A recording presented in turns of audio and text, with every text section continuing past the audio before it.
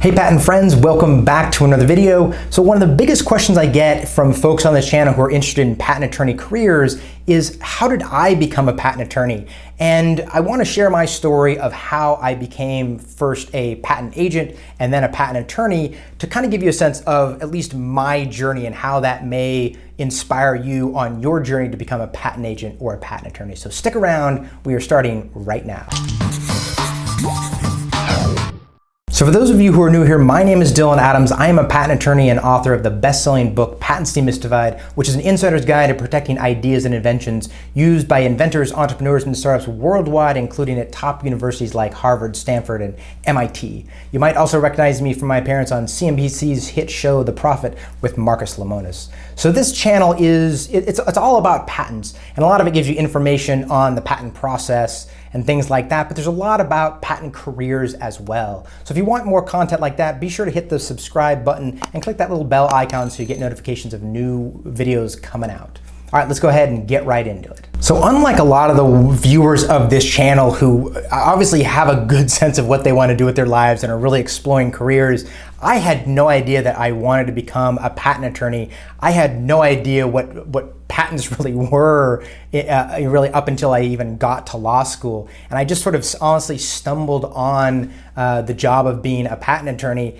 and ended up becoming one. So it really started out, I grew up in the small town of Davis, California, which is where one of the UC schools is. I ended up going to UC Davis, and in my undergrad I studied biochemistry and molecular biology.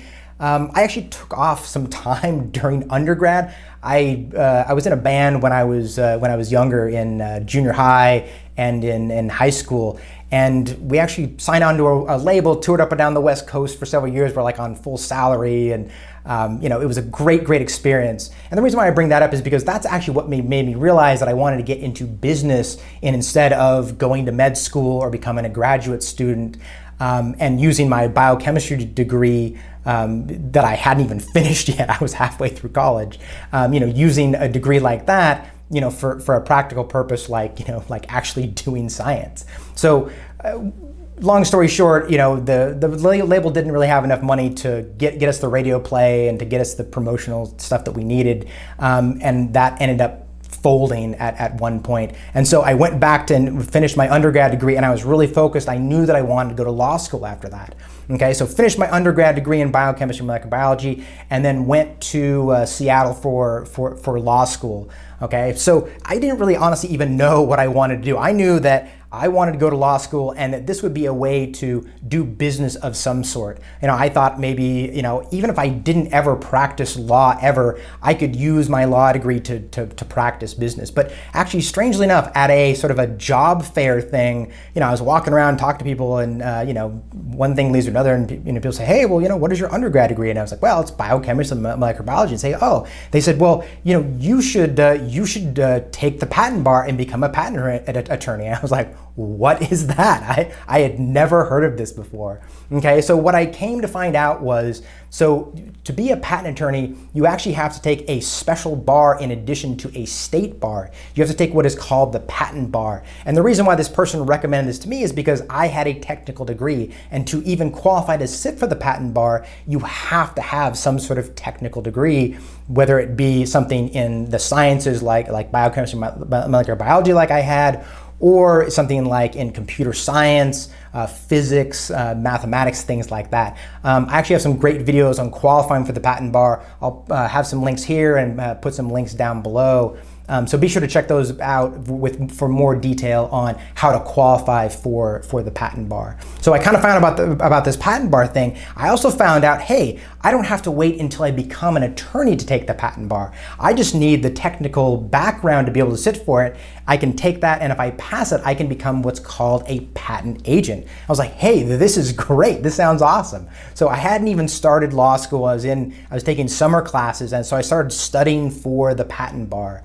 And my suggestion with studying for the patent bar is give yourself a lot of time to do it. It is not an easy test. There's a lot of information to understand, and especially for someone like me who I had no background in patents whatsoever, it was a lot to figure out. I got a study guide, and I spent months kind of figuring it out, signed up to take the test, and I was lucky enough to pass the patent bar on my first go around. Okay, so I was like, hey, this is great. Maybe this will like help me with the jobs and things. But what actually ended up happening was people started referring me clients. I would tell people, hey, I took the patent bar. I'm a patent agent now. And people say, well, hey, I happen to know somebody who's looking to get a patent. And one thing led to another. And I kind of started a little firm of my own and started taking on clients when I was in the middle of law school.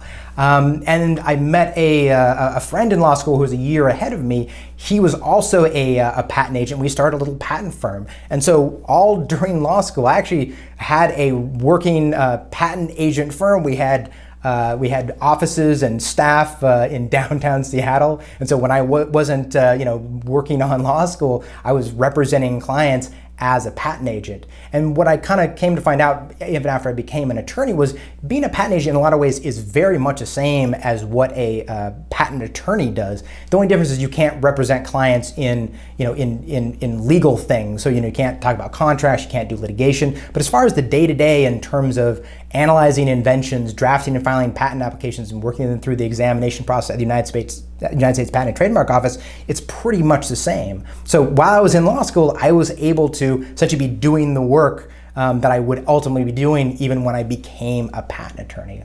Okay, so went through law school, got my law degree, and kind of before that, I broke up with the guy who I was in a firm with. He had graduated early, and we had issues. There's all these ethical issues with attorney, non-attorney profit sharing, and so we decided to go our separate ways. So when I graduated and became an attorney, I then became a patent attorney because I had taken the Washington State bar and became an attorney, then filed to become from a patent agent to a patent attorney. I then took my practice and merged it with a small boutique firm in Seattle, which was great. I learned a lot about, hey, like people, how do I do patents in a way that people have been, these people have been doing it for a long time, got great mentorship there. Moved my practice then to a sort of a bigger boutique firm in Bellevue, Washington, which is sort of just across Lake Washington here in Seattle. And then ultimately just decided, I'm not getting the traction that I really want. And what I felt like was holding me back was my technical background, unfortunately. So again, my degree was in biochemistry, molecular biology. But all along, I'd been doing computer stuff. Really, I hadn't done much biotech. I'd done an internship at a biotech company, but that was about all of my experience with biotech work. And the vast majority of the work I was doing, it was in computer stuff or it was in mechanical devices.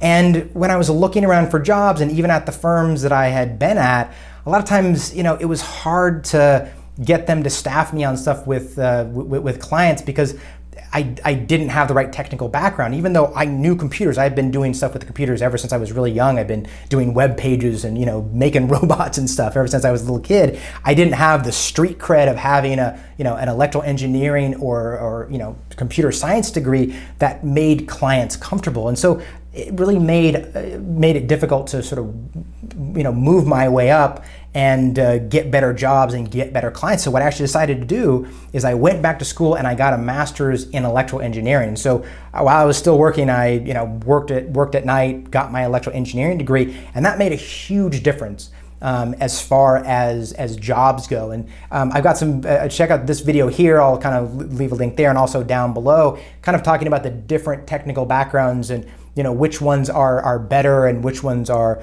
not as good for getting jobs. So for me, it was kind of night and day. Even once I was in my electrical engineering master's program, I got a really, really good job at one of the top firms in the country, one of the largest firms, one of the most prestigious, because I had even just started this program. So I worked at this this large firm for several years, but ultimately realized that it was a firm that was mostly a litigation firm, and really patents were sort of a second or tertiary, really not something that they really focused on. I was never really going to be able to work my way up and become partner, and they really didn't want to build the staffing the way that patents needed to be handled. So I ultimately moved my practice again to the firm I'm at now, Wright Tremaine. and ultimately became a partner there. So I love the firm I'm at. It's a great place. We have excellent staff, excellent attorneys. It's a national firm. We have something like over 600 attorneys at the time of the filming this. Offices all up and down the West Coast, from Anchorage to LA. I am based in the Seattle office. But we also have offices in New York and Chicago and DC. So it's a great firm to be at because there's a lot of different things going on. We work with Fortune 500 companies.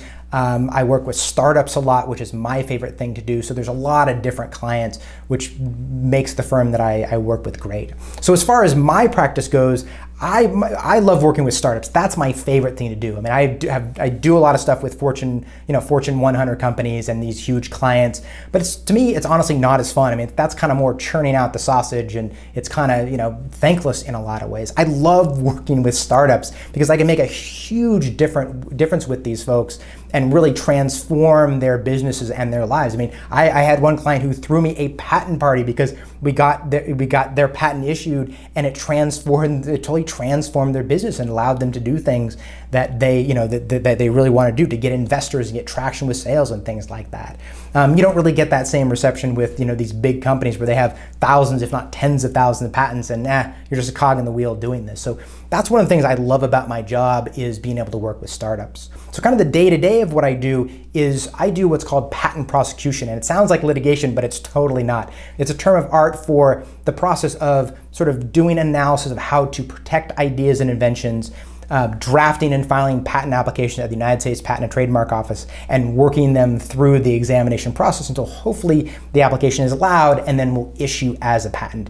I do some consulting on litigation here and there, and at my previous firm I did a decent amount of litigation, so I have litigation experience, but I like doing the examination process a lot better. You see deadlines coming up a lot sooner. It's a lot more of a quality of life kind of thing. Back when I did litigation, there were a lot of people who, they'd be on vacation the first day. Oh, some case comes in. They're in the hotel room the whole time, having to work the case where they have to come back, they leave their vacation.